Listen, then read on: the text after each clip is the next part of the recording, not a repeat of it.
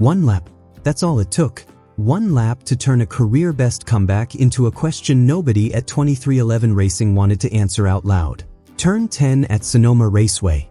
The left rear tire of the number 23 Toyota drifts a few inches too wide. The grip is gone before the driver even feels it leave. And in the next half second, Bubba Wallace's car is sideways, then backwards, then slamming nose first into the outside wall. No yellow flag drama. No multi-car pileup. Just one man, one mistake, and one very expensive silence that followed. And here's the part that should stop you cold. This wasn't a slow car limping around at the back of the field. This was a driver who, 7 days earlier, had just delivered the best road course finish of his entire Cup Series career. A driver with momentum. A driver people were finally starting to believe in again. So why, within hours of that wall, was the internet already whispering 2 words that had never seriously been attached to Bubba Wallace's name before? Bubba Wallace, leaving. Stick with me, because by the end of this video, you are going to understand exactly why one qualifying crash at Sonoma turned into the loudest contract speculation of Bubba Wallace's career, and whether there's actually anything behind it, or whether this is NASCAR's rumor machine doing what it always does. Before we go any further, if you're new here, hit that subscribe button right now. This channel exists because of people like you who show up for the real stories behind the headlines, not just the highlight reels. Every subscriber, every notification turned on, it genuinely helps us keep digging into stories like this one and bringing them to you first. So if you believe NASCAR deserves better storytelling, be part of this with us. Hit subscribe and let's get into it. To understand why this crash hit so hard, you have to understand exactly where Bubba Wallace stood walking into Sonoma. This was not a driver in crisis. This was a driver finally proving people wrong. 1 week earlier, at the inaugural Cup Series race on the street course at Naval Base Coronado, Wallace's number 23 Toyota fell 2 full laps down after a loose right front wheel, and 2 of his crew members were suspended by NASCAR in the aftermath. By every reasonable measure, that race should have been over. Done. A forgettable line in the results column. Instead, Wallace clawed his way back through the field with nothing but speed, strategy, and sheer stubbornness, and crossed the line second. It was the best road course result of his entire Cup Series career. And it wasn't a fluke. The week before Coronado, he'd finished 3rd at Michigan. Back-to-back top 5s. He was sitting inside the playoff picture.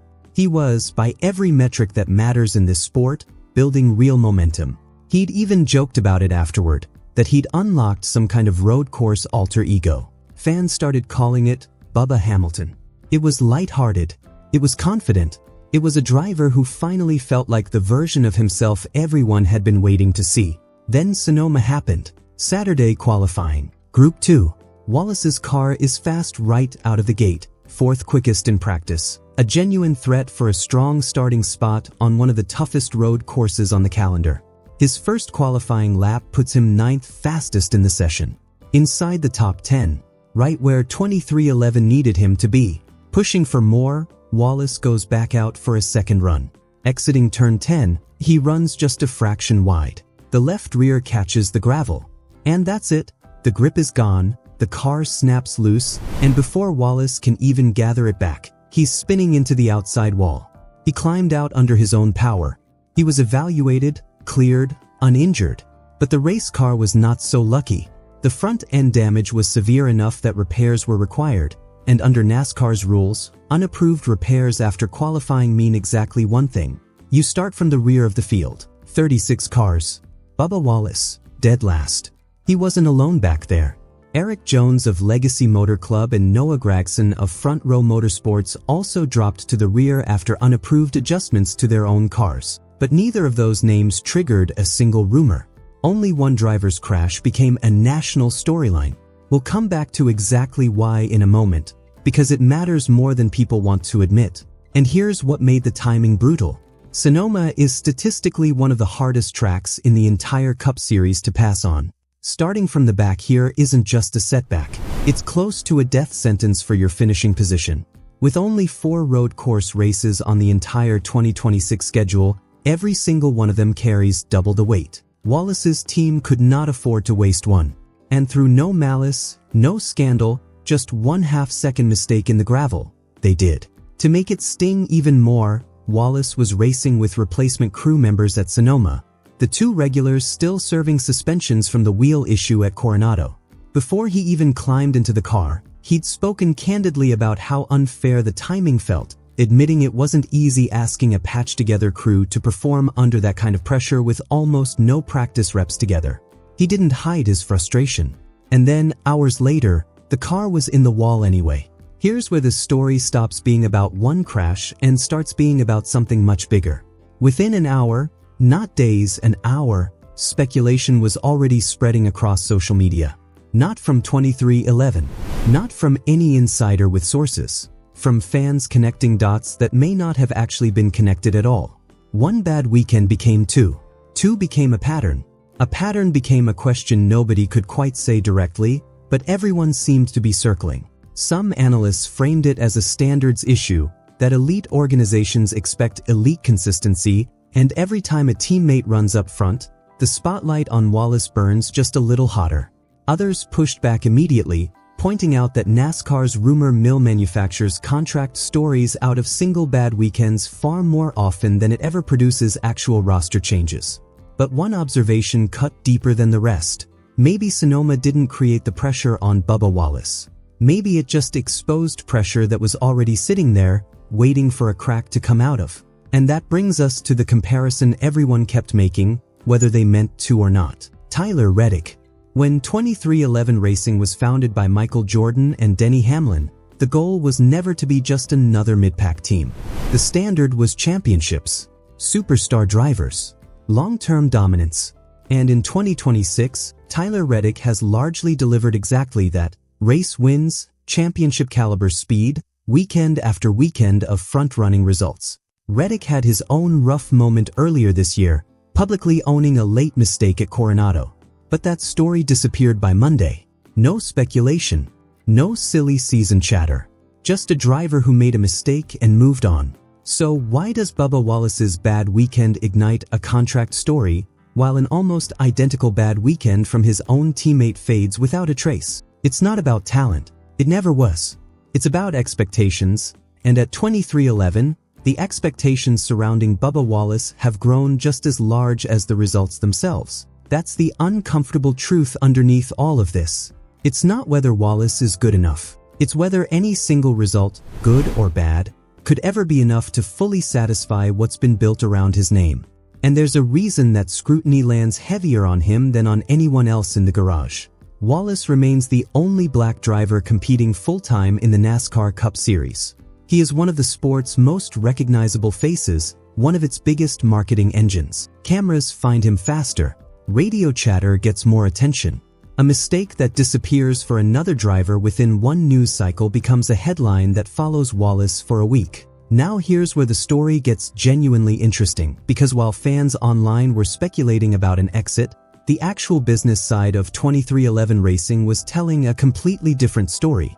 Just as this controversy was peaking, Upper Deck announced a special Space Jam paint scheme for the number 23 Toyota, set to debut at Chicagoland in early July, marking the 30th anniversary of the film that famously starred co-owner Michael Jordan. The president of Upper Deck called it a massive celebration of fandom, something built to resonate across generations of collectors. The president of 2311 described the partnership as a way to expand the brand well beyond the racetrack, reaching both longtime fans and entirely new audiences. Think about that for a second. Companies do not invest in commemorative paint schemes, memorabilia lines, and multi-generational marketing campaigns for a driver they're quietly preparing to release. That kind of investment is a vote of confidence, and it's one that doesn't get reversed over a single gravel trap at Sonoma. But here's the uncomfortable truth about this sport. What sponsors believe and what fans fear can exist in two completely separate realities at the same time. And that gap is exactly where rumors like this one live. So what did 2311 Racing itself say in the hours after the crash? This is where it gets telling, not because of what was said, but because of what wasn't. The team's official statement was steady, almost businesslike. A tough break in qualifying, but a group that has overcome adversity before, ready to fight back from the rear the next day. Denny Hamlin kept his comments focused entirely on execution. Fix the car, run the strategy, go race. Nothing more. Tyler Reddick offered support for his teammate too, acknowledging that road courses punish every mistake, but that Wallace had shown real speed all weekend and the job now was to maximize every lap that remained. Notice what's missing from every single one of those statements. Nobody addressed the future. Nobody mentioned a contract. Nobody said the words, "We're committed to Bubba long term." Every response was about Sunday's race and nothing beyond it. Now, to be fair, that doesn't prove anything sinister. Teams rarely comment on contract status mid-race weekend regardless of circumstances. But in a sport where silence is sometimes louder than statements, it's exactly the kind of gap that speculation rushes in to fill. So let's strip away the noise and look at what we actually know, because the facts here matter more than the panic. Bubba Wallace is still a 2311 racing driver. He remains alive in the playoff picture. No contract dispute has been confirmed by anyone inside the organization. No exit has been announced, hinted at, or even seriously reported by a credible insider. He qualified 9th fastest in his group before the crash. Proof the speed was genuinely there.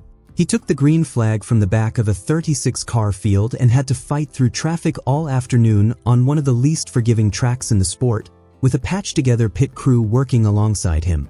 And the roster context around him actually supports stability, not collapse. Wallace signed a multi-year extension with the team back in 2024. The organization is simultaneously building toward the future, preparing to add a new full-time car to the lineup in the years ahead. These are not the moves of a team preparing to walk away from one of its most recognizable drivers. These are the moves of an organization building forward. Here's something worth remembering before anyone writes Bubba Wallace's story for him. He has answered his critics before, at the exact moment people expected him to fold. At Coronado, after a 2-lap penalty that should have ended his day before it started, he didn't disappear. He fought back to a career-best finish. And even in that triumphant moment, he was honest about what it cost him, admitting afterward that he was tired of living in the what-if, tired of wondering how much further he could have gone without the setback in the first place. That's the version of Bubba Wallace this sport keeps underestimating. Not the driver defined by his worst lap, the driver who answers it. So here's where this actually leaves us. One crash did not end Bubba Wallace's contract. The sponsors are not walking away, they're investing harder than ever. The team's public language was calm, focused, and entirely about racing, not about an exit. But here's the part that doesn't have a clean answer. The expectations surrounding Bubba Wallace have grown into something that no single weekend, good or bad, can ever fully satisfy. That pressure isn't going anywhere. It didn't start at Sonoma, and Sonoma alone won't end it either. So now it's your turn. Does Bubba Wallace have what it takes to secure his long-term future at 2311 Racing? Or did Sonoma just mark the beginning of a turning point this team can't afford to ignore? Drop your take in the comments below. I read every single one, and some of the best perspectives on this channel come straight from you. If this video gave you the real story behind the headlines, do me one favor before you go. Hit that subscribe button, tap the notification bell, and join this community. We're building something here that actually respects this sport and the people who give everything to it, and we can't keep doing that without you. Thanks for watching NASCAR Report today. We'll see you in the next one.